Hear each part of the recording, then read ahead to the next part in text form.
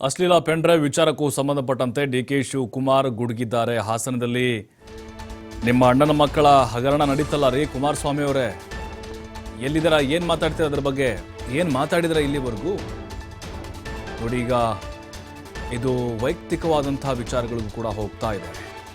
ಯಾಕೆ ಬಿಜೆಪಿ ಇರೋದ್ರ ಬಗ್ಗೆ ಚರ್ಚೆ ಮಾಡ್ತಾ ಇಲ್ಲ? ಗಂಡಸ್ತನದ ಬಗ್ಗೆ ನೀವೆಲ್ಲ ಮಾತಾಡಿದ್ರಲ್ಲ, ಪಾಪ ಆ ಹೆಣ್ಣು ಮಕ್ಕಳ ಜೀವನ ಹಾಳು ಮಾಡಿದ್ಯಾರು? ಸಾಕಷ್ಟು ಹೆಣ್ಣು ಮಕ್ಕಳ ಮಾನ ಮರ್ಯಾದೆ ಹೋಯಿತು, ಜೀವನ ಹಾಳಾಯಿತು. ಬಿಜೆಪಿ ಜೆಡಿಎಸ್ ವಿರುದ್ಧ ಡಿಕೆ ಶಿವಕುಮಾರ್ ತೀವ್ರ ವಾಗ್ದಾಳಿ ನಡೆಸಿದ್ದಾರೆ. ಅಣ್ಣ ತಮ್ಮಂದಿರದು ಏನು ಮಕ್ಕಳು ಹಗರಣ ನಡೀತಲ್ಲ ಹಾಸನದಲ್ಲಿ, ಯಾಕೆ ಬಿಜೆಪಿ ಚರ್ಚೆ ಮಾಡ್ತಾ ಇಲ್ಲ? ಆ ಸಿಡಿ ಪೆನ್ಡ್ರೈವ್ ವಿಚಾರ ಯಾಕೆ ಮಾತಾಡ್ತಾ ಇಲ್ಲ? ಆ ಹೆಣ್ಮಕ್ಳ ರಕ್ಷಣೆ ವಿಚಾರದಲ್ಲಿ ಯಾಕೆ ಮಾತಾಡ್ತಾ ಇಲ್ಲ? ಡಿಕೆ ಶಿವಕುಮಾರ್ ವಿಚಾರ ಮಾತಾಡಿದ್ರೆ ಈಗ ಪಿಂಟರ್ ಕೊಡೋದು ಆಗ್ತಾ ಇಲ್ಲ. ನನಗೂ ನನ್ನ ಕುಟುಂಬಕ್ಕೂ ಸಂಬಂಧ ಇಲ್ಲ ಅಂತ ಹೇಳ್ತಾ ಇದ್ಯಾ, ಅವರೇ ಬೇರೆ ನಾನು ಬೇರೆ ಅಂತ ಹೇಳ್ತಾ ಇದ್ಯಾ. ಈಗ ನಿಮ್ ಕುಟುಂಬ ಅಂತ ಹೇಳ್ತಾ ಇದ್ಯಾ. ಚರ್ಚೆ ಮಾಡಪ್ಪ, ಜನ ಗೊತ್ತಾಗ್ಲಿ.